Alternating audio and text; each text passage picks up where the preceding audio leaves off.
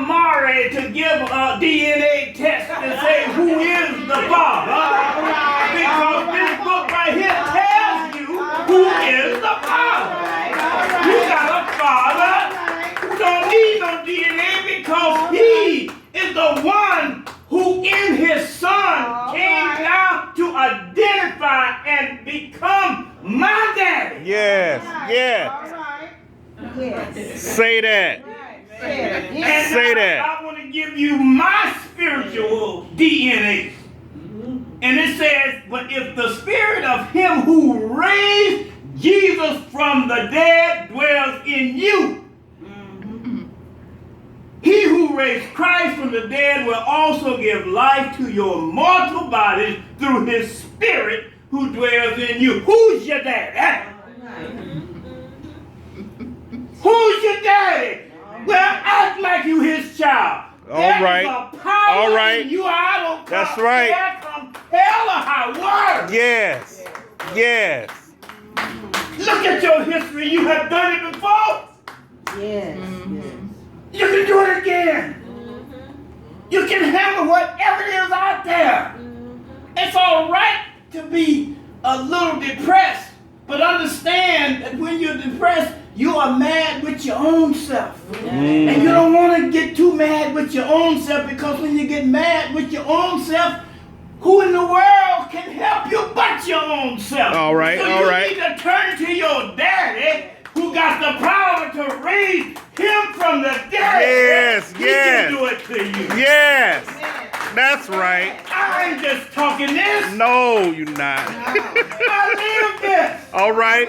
I wake up in the morning full of my daddy. Go to bed at night full of my daddy, and if something happens in between, I'm going home with my daddy. All right. In other words, him who raised Jesus from the dead is your daddy. The power of his spirit is that raised Jesus from the dead is in you. Now, if it had happened before Jesus died, I couldn't call him or tell me and you that that's our daddy's spirit in us. Because you see, Jesus hadn't died. And the spirit that was in him enabled him to move around and be a blessing to others and what have you. But then my daddy thought I was so special that he allowed my big brother Jesus to die and come back alive, because my daddy told him now it's time to wake up. And it's that spirit that my daddy put in him to wake him up that he put into me while I'm still living. Don't you know who your daddy is?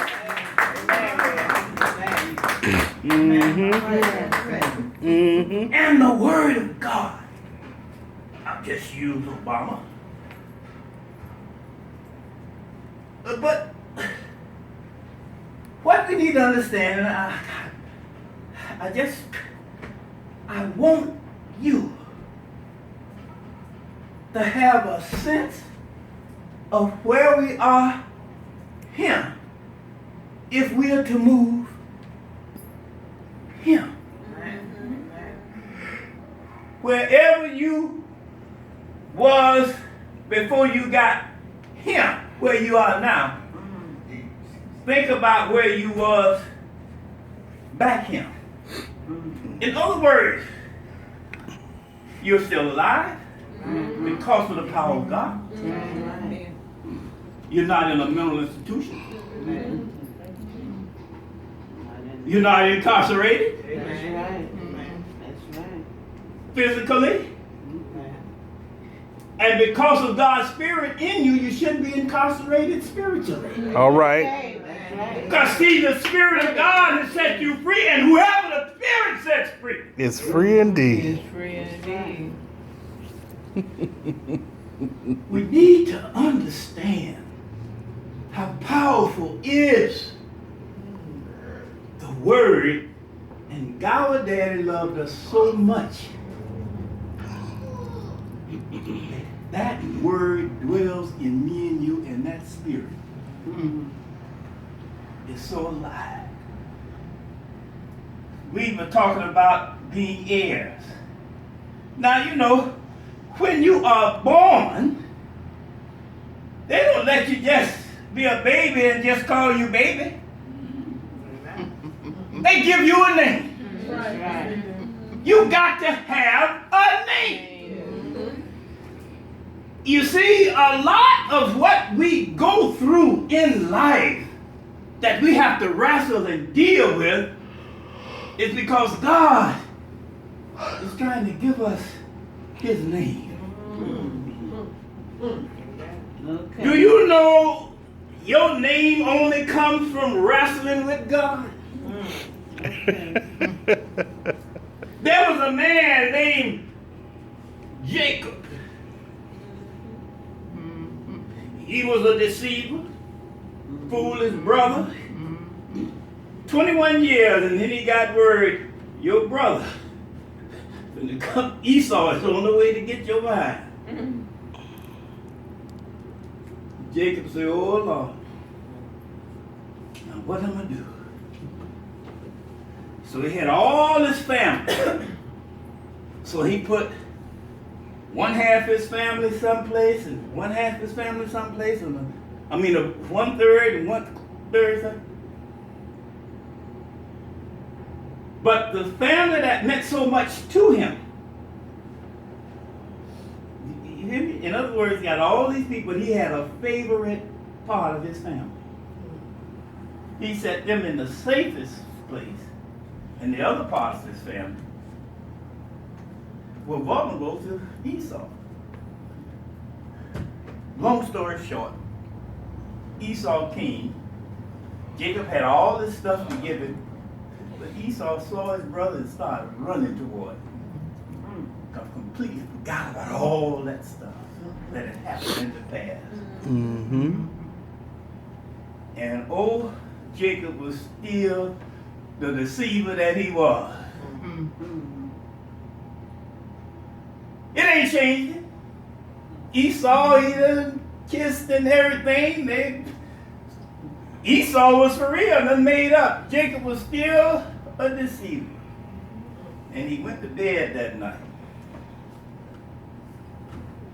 And his daddy came. He didn't know it. And he had a wrestling match. You know the story? And he wrestled with God all night long. Mm-hmm. and then he just wrestled with him, and that morning woke up from the wrestling match. They still wrestling. Jacob said, now, I done wrestled with you and I done won. You know, when we were boys and how we used to wrestle, and when you submit, you say, I give. So he finally said, the angel that he was wrestling with, so he thought, he come to realize that he has wrestled with God, and God let him win. And Jacob said, now wait a minute, before you go, what's your name? Who are you?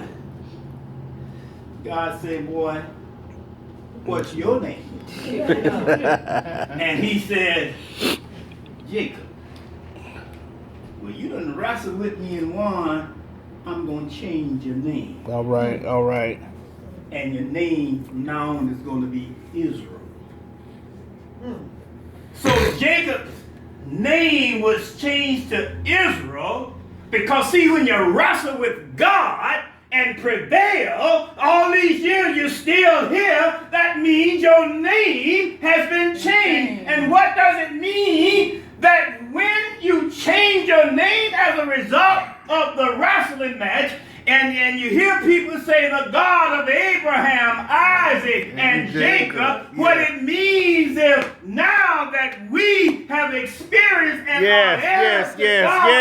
God of Abraham and Isaac and Jacob, and because Don for 75 years the rest of it, I can use the name the God of Don, the God of Aaron, the God of Cookie, the God of Helen, the God of Preacher, the God of John, the God of Annette, the Come God on with it. Tiger, Come on with it. Wanda, Come on. Miss Honeyman, the God of Vicky, the God of Arnella, the God of Free, the God of Sabina, the God of Joy, the God of Francis, the God of Jim. What has happened? The God of Jim is that when you have wrestled and you look at your history, your name has been changed. Come on. And you should Come on. know that you are. When you pray to God, He is the God of you. Yeah.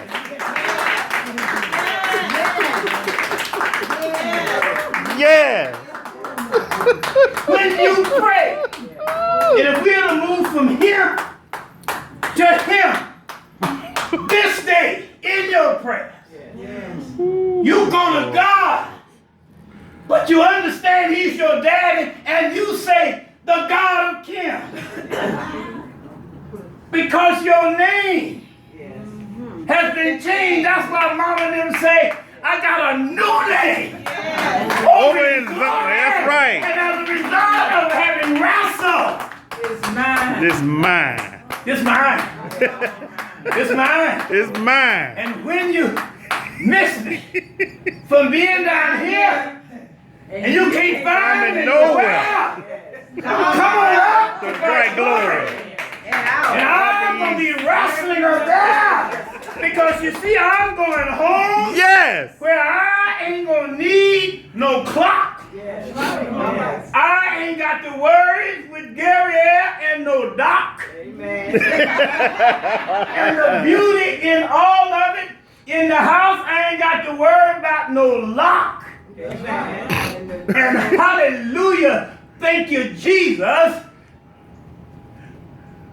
John, I ain't gonna have to worry about no Glock. Because you see, when you understand that you're a child Praise of God, Praise you God. can move and know that there's a place for you where you ain't gonna need no clock. That's right. There's a place for you where you ain't even got to worry about no doc. There's a place for you where you ain't even much got to worry.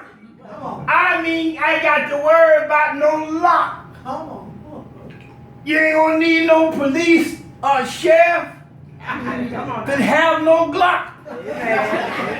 And in this time of income tax season, you ain't got to worry about no ATL block. Because you are dealing with God who didn't say you were going to permanently pay taxes, because you got to understand. Yes, sir. The whole idea of this history is for me and you, placed here to move from Him to Him so we can tell others what we got channeled. Amen.